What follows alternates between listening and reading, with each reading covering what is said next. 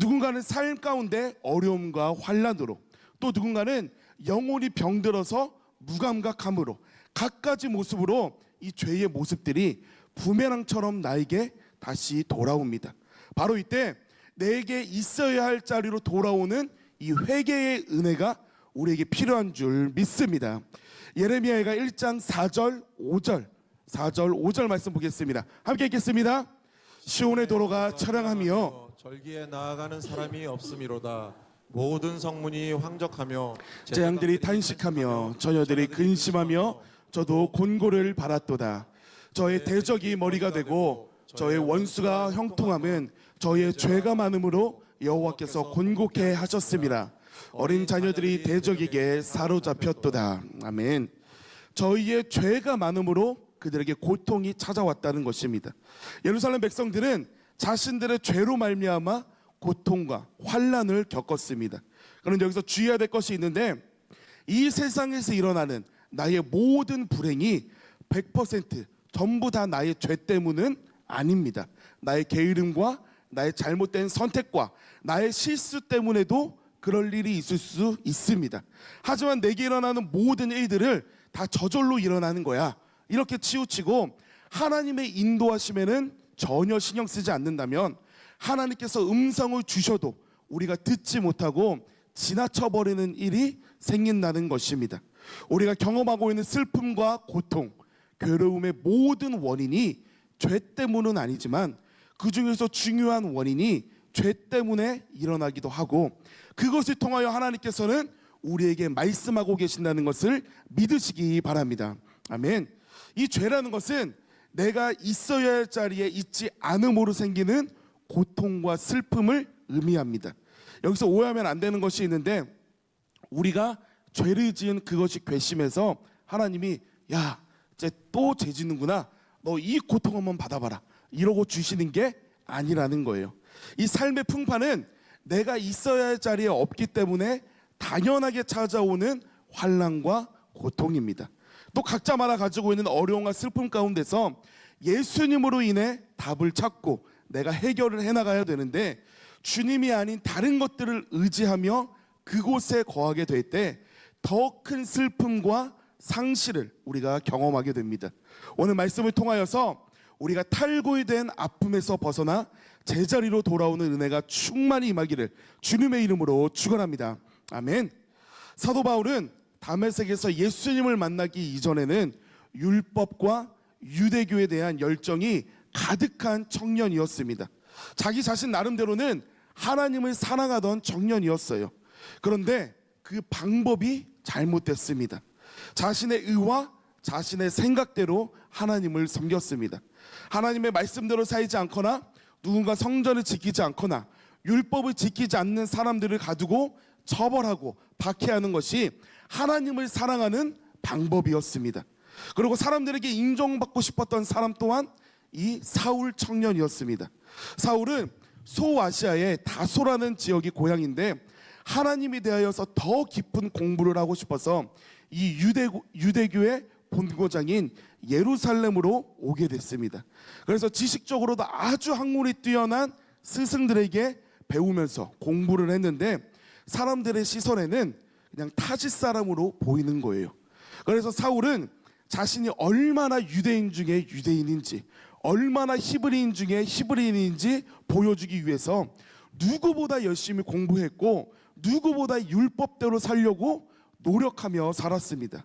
이 사울의 입장에서는 그 노력과 열심이 성공으로 이루어졌다라고 생각했습니다. 왜냐하면 자신의 노력과 열심이 예루살렘 종교 지도자들에게 닿아서 인정받고 하나님이 아닌 예수님을 믿는 사람들을 잡아다가 투옥하고 결박할 수 있는 권세를 이 사울이 얻게 되었기 때문입니다. 다메섹을 지나가는 것도 예수 믿는 사람들을 처벌하라는 이 공문서를 가지고 의기양양하면서 리더자로 앞장서 가고 있던 길에 예수님을 만났던 거예요.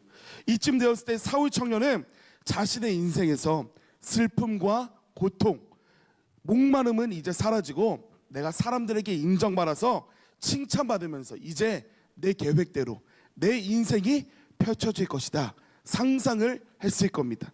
그러나 우리가 알다시피 사울은 예수 믿는 사람을 잡으러 가는 길에 예수님을 만나게 되었습니다. 우리는 예수님 안에서 이 사도 바울로서의 삶이 얼마나 복되고 영광된 삶인지 알기 때문에 이야, 이 사울 청년이 드디어 예수님을 만나는구나 하면서 복된 일이라고 말할 수 있지만, 이 청년 사울의 입장에서는 전혀 기쁠 수가 없던 일이었습니다. 그 일의 기쁨은 기쁨이 아니라 슬픔이었고, 희망이 아니라 오히려 절망에 가까웠습니다. 왜냐하면 그 순간 이 사울의 눈이 먼 것은 둘째치고 자신이 지금까지 옳다고 믿으면서 달려왔던 그 모든 인생이 한순간에 무너지는 것을 경험해야 했기 때문입니다. 율법적이고 교리적인 열심과 열정으로 내가 하나님을 믿고 따른다고, 하나님을 사랑한다고 달려왔는데 그 모든 방법이 잘못됐다고 부정당하는 입장에서는 자신의 삶을 부정당하는 느낌이었습니다. 그래서 사흘 동안 말씀 그대로 식음을 전폐하고 깊은 슬픔에 빠집니다. 그러나 이 사울이 바울이 될 수 있었던 이유는 그 슬픔을 못 이겨서 슬픔에 갇힌 자가 된 것이 아니라 그 슬픔을 가지고 주님 앞에 나왔을 때 영광과 소망의 인생으로 주님께서 변화시켜 주셨습니다. 그래서 내가 있어야 할 곳, 바로 우상을 버리고 주님께로 돌아오는 이것이 바로 애통하는 회개이자 나에게 가장 복된 길이라는 것을 믿으시기 바랍니다. 아멘. 나중에 사도 바울은 이 디모데전서를 통해서 자신을 이렇게 고백합니다. 1장 13절 15절 말씀입니다. 함께 읽겠습니다. 내가 전에는 회방자요 핍박자요 보행자였으나 도리어 긍휼을 입은 것은 내가 믿지 아니할 때에 알지 못하고 행하였음이라. 미보다 모든 사람이 받을 만한 이 말이여, 그리스도 예수께서 죄인을 구원하시려고 세상에 임하셨다 하였도다. 죄인 중에 내가 괴수니라. 아멘. 자신이 죄인 중에 괴수라는 것입니다. 사도 바울이 말하는 이 죄라는 것은 사람들을 박해하고 가두는 일만을 말하는 것이 아닙니다. 오늘 본문 말씀을 통해 우리가 깨달을 수 있는 이 사도 바울이 말하는 죄는 사람들에게 안 좋게 행했던 행실만을 뜻하는 것이 아니라 내가 말로는 하나님을 위한 일이라고 방패막이를 세워놓고선 누구보다 열심으로 우상을 마음에 품고 살아왔다는 것을 지금 고백하고 있는 것입니다. 오늘 본문 말씀 빌립보서 3장 4절에서 8절 다시 한번 읽겠습니다. 4절에서 8절 함께 읽겠습니다. 그러나 나도 육체를 신뢰할 만하니 만일 누구든지 다른 이가 육체를 신뢰할 것이 있는 줄로 생각하면 나는 더욱 그리하느니 내가 8일 만에 할례를 받고 이스라엘의 족속이요 베냐민의 지파요 히브리인 중에 히브리인이요 율법으로는 바리새인이요 열심으로는 교회를 핍박하고 율법의 의로는 흠이 없는 자로라. 그러나 무엇이든지 내게 유익하던 것을 내가 그리스도를 위하여 다 해로 여길 뿐더러 또한 모든 것을 해로 여김은 내 주 그리스도 예수를 아는 지식이 가장 고상함을 인함이라. 내가 그를 위하여 모든 것을 잃어버리고 배설물로 여김은 그리스도를 얻고. 아멘. 바울이 회개하기 전에 자신의 자랑이자 의, 자신의 인생을 메꾸고자 했던 방법들을 오늘 말씀에 쭉 나열했습니다. 예수님 안에 거하기 이전에는 종교인으로서 확고한 입지와 율법의 열심, 사람들에게 인정과 세상의 권력, 이 모든 것들을 의지하며 놓치지 않으려고 열심으로 살았는데 내가 예수님을 만나고 난 뒤에는 세상의 것들을 다 누리면서 살아도 예수님 없는 이런 우상 숭배는 죄라는 것을 고백하면서 이 모든 것들을 내가 이제는 배설물로 여긴다고 선언합니다. 예수님 안에서만 나의 삶이 완성될 수 있고 내 슬픔과 내 인생의 고난은 오직 주님을 통해서만 위로받을 수 있다고 말하는 것입니다. 그런데 이 청년 사울이 예수님을 영접하고 사도 바울이 된 이후에도 옛날 생각, 옛날 마음이 하루아침에 한순간에 없어진 건 아니었습니다. 처음에 예수님을 믿고 돌아왔을 때부터 사도 바울은 사람들에게 두려움의 대상이었습니다. 사도 바울이 예수님을 믿고 저도 이제 당시들과 같은 그리스도 예수를 믿는 사람입니다 하는데 사람들이 말하는 거예요. 저기 저 사람 예수 믿던 사람들 가두고 때리고 박해했던 사람이잖아. 저 사람이 무슨 예수님을 믿는다고 그래 하면서 경계하고 의심의 눈초리로 바울을 바라봤습니다. 예수님을 믿으며 사는데도 사람들이 바울을 믿지 않더라는 것입니다. 그런데 문제는 여기서 바울의 문제가 끝나지 않습니다. 바나바와 같은 영적인 지도자가 나와서 내가 사도 바울의 신앙을 보증한다, 이 사람의 믿음은 진짜다 하면서 신앙을 변증해 주면서 이제 복음을 전하게 되는데, 그걸로 모든 게 끝난 게 아니었다는 거예요. 그 당시 다른 종교 지도자들과 많은 초대교회 성도들로부터 사도로서 인정을 못 받았습니다. 처음 예수님을 믿게 됐을 때부터 바울을 믿지 않더니 이젠 하나님으로부터 복을 받아서 예수님을 전하러 다니는데 사도로서의 인정을 안 해주는 거예요. 당신 예수님과 공생애를 함께하지 않았잖아요. 당신 12사도의 복음을 전해 듣고 그거 전도하는 거 아니에요? 하면서 사도로서 인정을 안 했습니다. 그때마다 사도 바울은 옛 습관과 옛 열정이 중심에서부터 올라왔습니다. 당신들 내가 어떤 사람인지 압니까?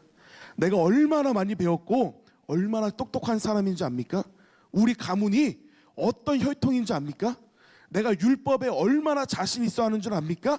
이런 마음들, 사람들에게 인정받고 싶어하는 마음이 들 때마다 사도 바울은 오늘 말씀을 선포하는 것입니다. 나에게 이 많은 것들은 결국엔 해가 된다. 세상에서는 자랑이지만 그리스도 안에서는 배설물이 된다. 나의 자랑은 아무것도 아니라고 선언하는 것입니다. 왜냐하면 그리스도가 삶의 주인이 되지 않는 사람들은 자신이 이 인생의 주인 노릇하면서 예수님이 아닌 다른 세상 것들로 자신의 만족과 유익을 얻으려고 합니다. 다시 말해서 예수님이 아닌 세상의 것들로 만족과 유익을 얻으려고 하는 사람들은 제 자리에서 벗어나 탈골된 뼈처럼 결국에는 고통과 슬픔뿐이라는 것을 바울이 깨달았기 때문입니다. 이 사도 바울은 예수님을 만난 이후에 자신을 소개할 때 이 세상의 것들로 쭉 나열하면서 내 학벌이 어떻고 내 지식이 어떻고 내 가문의 혈통이 어떻고 내가 세상에서 권위가 어땠고 이런 것들을 말하지 않습니다. 내가 이렇게 잘 나가던 사람이었고 내가 권력자였다 하면서 인정받으려고 하지 않는다라는 거예요. 있어야 할 곳, 주님에게로 돌아오는 바울은 자신의 사도권에 대해서 어떻게 말하는지 디모데전서 1장 1절과 갈라디아서 1장 1절 말씀 두 구절 함께 읽겠습니다. 우리 구주 하나님과 우리 소망이신 그리스도 예수의 명령을 따라 그리스도 예수의 사도된 바울은 사람들에게서 난 것도 아니요 사람으로 말미암은 것도 아니요 오직 예수 그리스도와 및 죽은 자 가운데서 그리스도를 살리신 하나님 아버지로 말미암아 사도된 바울은. 아멘. 세상의 것들에 더 이상 마음을 두지 않고 세상 것들로 인정받으려고 하지 않습니다. 자신이 살아가는 그 열심의 목적과 자신을 증명하는 그 기준 자체가 바뀌게 되었습니다. 사람으로 말미암는 것이 아니라 예수님의 명령에 따라 나는 사도 되었다. 오직 하나님 아버지로 말미암아 내가 사도의 직분을 감당하고 있다. 이 진리 안에서 결국엔 자유함을 얻게 되었습니다. 그동안에는 인생 속에서 내가 참되다는 것을 증명하기 위해서 이것도 해보고 저것도 해보고 사람들의 마음을 움직이기 위해서 내가 높은 자리에 올라가기 위해서 세상에서 온갖 것들을 해봤는데 주님이 아닌 다른 것들을 의지하는 것은 내 신앙과 내 삶을 주님과 멀어지게 할 뿐이었고 내가 있어야 할 곳에서 내가 떨어져 나가 보니 내 삶 가운데는 허탈함과 고통, 슬픔뿐이었다는 것을 깨닫게 되었습니다.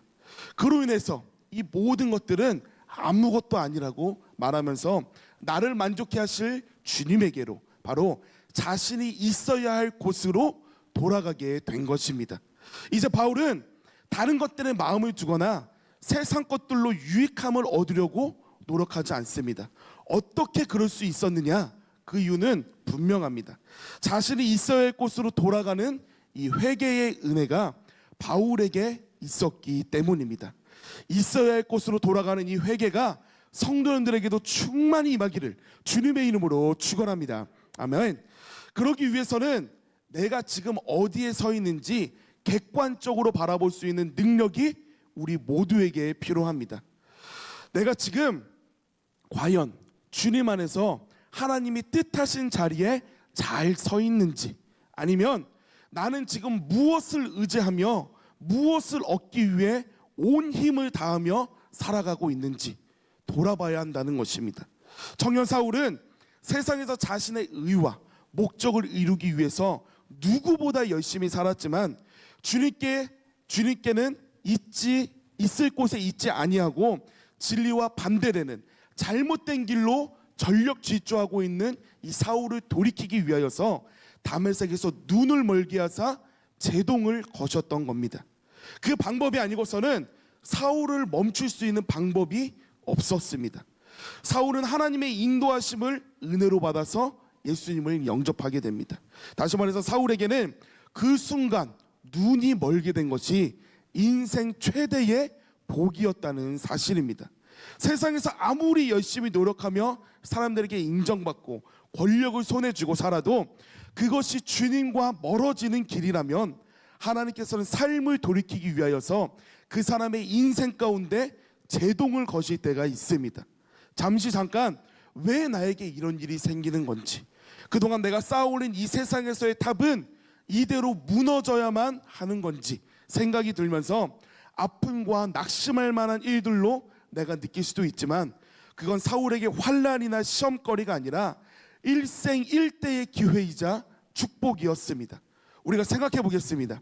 2000년이 지나도록 사람들에게 믿음의 선진으로 전해지며 하나님 나라의 영광을 위하여 살아갔던 사도 바울의 인생과, 아니면 차라리 다메섹에서 눈이 먼 것이 없었던 사울 청년으로서의 사는 것, 어떤 것이 복된 인생이냐고 묻는다면 우리 모두가 그 정답을 알고 있습니다. 여기서 목사님, 바울은 4일 동안 눈이 멀었고 나중에 보게 됐잖아요. 그 정도면 저도 잠깐 눈 멀죠 생각할 수 있지만, 그건 우리가 성경을 통해 결과를 아는 우리들이나 아는 것이지, 사도 바울 입장에서는 사람들이 부축을 하지 않으면 한 걸음도 나아갈 수 없는 이 소경된 삶이 사흘 만에 끝날 것이라는 것을 전혀 몰랐습니다. 오히려 자신이 저주하고 핍박하던 이 예수에게 내가 죄의 값을 받는구나, 드디어 내가 심판당하는구나, 이 두려운 마음이 훨씬 더 컸습니다. 우리가 잘 알듯이 홍해바다 앞에서 이 바다가 갈라질 것이라는 것을 우리는 성령을 통해 아는 거지만, 모세는 눈앞에 바다가 갈라질 것이라는 것을 상상도 못했습니다. 여리고성 앞에서 그 고함만으로, 사람의 외침만으로 성벽이 무너질 것이라는 것, 우리는 성령을 통해 아는 거지 여호수아와 백성들은 몰랐다는 거예요. 바울도 마찬가지입니다. 이 소경으로서의 삶이 몇 년이 지속될지, 아니면 평생 될지 전혀 몰랐습니다. 그런데 그 가운데서 주님께 돌아와 주님을 의지하는 심령이 복되다는 것을 우리로 하여금 깨닫게 하는 것입니다. 우리도 마찬가지입니다. 내가 주님께 완전히 돌아오는 회개가 아직 없어서 내 삶의 환란이 길어지는 거지, 이 풍파가 회개를 통해서 한 달 만에 끝날지, 일주일 만에 끝날지, 하루 만에 끝날지 아무도 모른다는 것입니다. 너는 잠깐 뼈를 깎는 아픔이 있다고 할지라도 그것은 결국 나에게 가장 큰 축복으로 돌아오게 될 줄 믿습니다. 부모가 낭떠러지로 가고 있는 자식을 봤어요. 뒤늦게 그거를 보고 아버지가 급하게 달려가서 뒷덜미를 잡고 자신의 등 뒤로 던졌습니다. 그 아이는 무릎이 까졌다고, 피가 난다고, 아프다고 울지 몰라도 부모로서는 그 아이를 살리기 위한 최선의 방법이었고, 그 아이에게도 생명을 지킬 수 있는 복의 시간이었다는 것입니다.